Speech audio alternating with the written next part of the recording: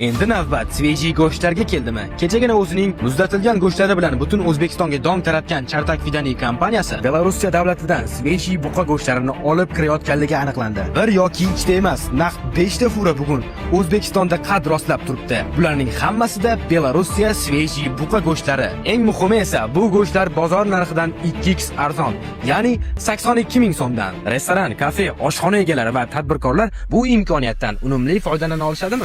Noto'g'ri eshitmadinglar. Orqamda turgan Belorussiya svejiy buqa go'shtlari bo'ladi. Narxi bo'lsa kilosiga 82 ming so'mdan. Men telefon qilgunimcha bu svejiy go'shtlar tez sotilib ketadi deb o'ylanib o'tirmay.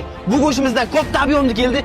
5 ta fura Belorussiya svejiy buqa go'shtlarimiz kelgan. Narxi aytganimdek 82 ming so'mdan. Kuz svejiy go'shtlari mavsumi bo'ladi va biz deyarli faqat svejiy go'shtni olib kelamiz va bularni o'tkazib olmaslik uchun hozir bizga obuna bo'lib qo'ying va sizga muntazam ravishda svejiy go'sht kerak bo'lsa, pastki raqamlarga 24 ga alohida chiqsanglar bo'ladi.